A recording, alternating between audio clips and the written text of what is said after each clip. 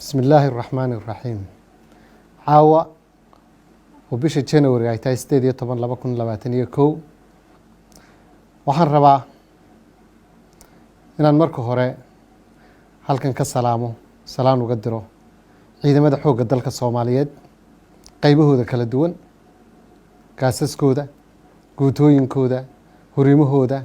ururadooda saraakiishooda iyo saraakiil xigeenadooda dhammaan goobahooda iyo talisyadooda ay joogaan inaan salaan uga diro uguna hambaliyeeyo difaaca dalkooda ee ay ku foogan yihiin habeen iyo maalin waxaa nasiib darro ah in ciidanka xoogga dalka laga dhex raadiyo siyaasad sidaa darteed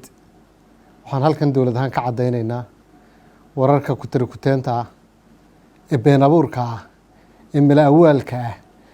ee laga dayayo siyaasadda iyo ganacsiga ee ah in ciidamo Soomaaliyeed oo tababar u jooga wadamada dibadda ay ka dagaal galeen waqooyiga Itoobiya iyo Tigray inaanay wax ka jira haba yaraatay jirin ma jirto ciidan Soomaaliyeed oo ay dowladda Itoobiya codsatay inay u dagaalamaan oo ay ka dagaalamaan Tigray waxaan halkan ku caddaynayaa sidoo kale inaanay jirin ciidan Soomaaliyeed oo inoo jooga dalalka inoo tababaraya oo u diray goob kale oo dagaal hore ayaa loo fidiyey dacaayado inay ciidan Soomaaliyeed ka dagaalameen Liibiya iyo Azerbaijan sidii ay u beenoobeen ayay kuwan waqooyiga Itoobiya ee Tigrayna aan ugu caddaynaya shacabka inay yihiin been iyo malaawaal waxaan rabaa inaan u mahad celino dowladaha saaxiibada ah ee walaalaha ah ee sida bilaa shuruud ah uga qayb qaata tababarka ciidamada xoogga dalka Soomaaliyeed waxa ay ciidamada tababaranaya oo ah soo celinta karaamadii iyo sharafkii ciidamadu lahaayeen dadka diidan ee dacaayadaha ku furayaana waxa ay diidan yihiin in Jamhuuriyadda Federaalka Soomaaliya ay mar kale muujiso xuduudeeda ciidan iyo awoodda xoogga dalka Soomaaliyeed si ay u sugaan amniga waxaan rabaa inaan halkan baaq uga diro siyaasiyiinta iyo suxufiyiinta ka ganacsanaya caloosha iyo qalbiga hooyada Soomaaliyeed ee wiilkeedu u dhaartay difaaca dalka tababarkan ugu maqan yahay waxaan rabaa inaan idhaahdo hooyooyinkeen hurdada ha ka kicinina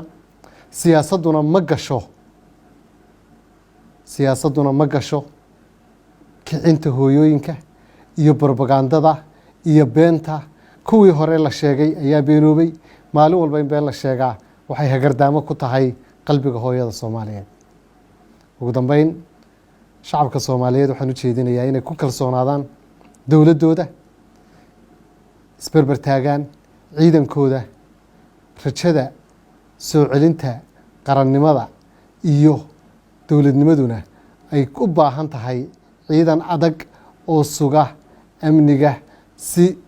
aynu dowladnimadeenu u taabagasho waa mahadsantiin Premier Wallet waa application cusub oo uu ku keenay Premier Bank faa'iidooyinka Premier Wallet waxaa kamid ah waad iska diiwaangelin kartaa adigoo jooga goobtaada dadkaan account-ka ku lahayn bangiga Premier waa ay iska diiwaangelin karaan Premier Wallet dukaamada iyo ganacsiyada kala duwan ayaad wax uga iibsan kartaa lacagaha waxbarashada caafimaadka korontada ayaad ku bixin kartaa lacag ayaad u diri kartaa qof kale laguguna soo diri karaa si fudud